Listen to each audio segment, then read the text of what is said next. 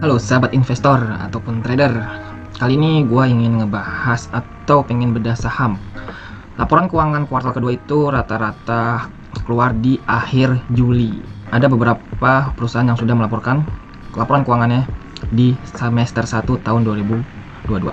Oke, welcome to Panen Aset. Selamat datang untuk kalian yang baru bergabung atau ingin join di channel gratis Telegram kita. Tinggal kalian klik aja link di deskripsi. Oke, perkenalkan, nama gue Rizky DJ, gue dari Panen Aset. Kali ini gue ingin sharing tentang laporan keuangan kuartal kedua.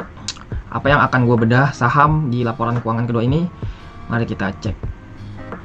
Oke, sebelum kita masuk ke laporan keuangan kuartal kedua, di sini gue ingin menyampaikan ya, ini hanya sekedar sharing, tidak menyarankan kalian masuk membeli saham ini atau kalian keluar dari saham ini.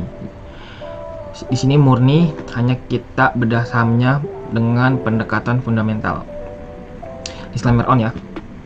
Oke, sekarang kita akan membaca laporan keuangan kuartal kedua atau semester 1 di tahun 2002, yaitu IPCM. IPCM ini saham harganya itu terakhir penutupan di tanggal 26 Juli sebesar Rp284. Saham ini dalam 4 tahun terakhir dia membukukan laba bersih itu selalu meningkat, dan ini rajin bagi dividen, setahun itu 2 kali, yang interim dan yang final. Jadi cukup lumayan untuk kalian koleksi, hanya sekedar menginginkan dividen 2 kali dalam setahun. Nah, ini contoh nih pembagian dividen tahun 2020 dan 2021. Dalam setahun IPCM membagikan dividen 2 kali. Yang pertama kita bahas itu aset. Di sini ada aset lancar dan aset tidak lancar. Aset yang dilaporkan pada kuartal kedua 2022 sebesar 1,5 triliun. Ini dalam angka triliunan ya, tinggal tambahin 03 di belakangnya. Ini angka naik dibandingkan aset di tahun 2021 per tanggal 31 Desember sebesar 7%. Nah, dalam aset 1,5 T ini 43%-nya itu dalam bentuk kas dan setara kas, atau bisa dibilang dalam 1,5 T ini 669 M-nya itu berbentuk uang kas atau dana kas lah ya, si perusahaan megang nih, dan itu juga naik dibanding tahun 2021 per tanggal 31 Desember. Nah, yang kedua itu ekuitas dan liabilitas.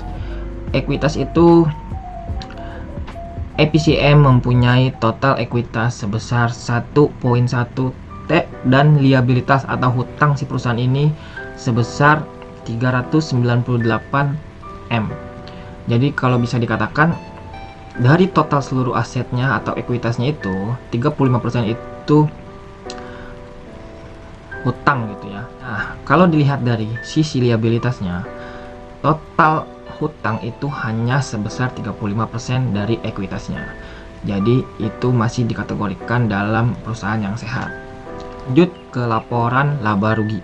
Jadi di sini kita lihat nih, di tahun 2022 atau semester 1 IPCM membukukan laba bersih di angka 64 miliar. Ini naik 7% dibanding kuartal yang sama ya di tahun 2021. Nah, ini kolom yang terakhir yang harus kalian perhatikan dalam menilai saham dengan fundamental, yaitu laporan arus kas.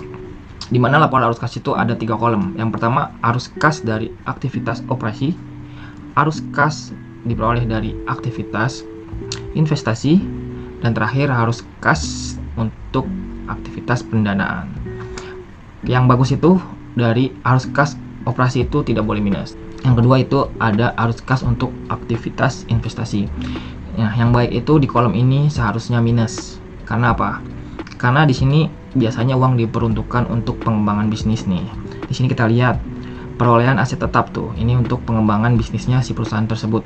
Jadi mungkin saja dia bisa membeli kapal baru atau gudang baru atau unit-unit baru untuk menunjang kinerja perusahaan tersebut ke depannya.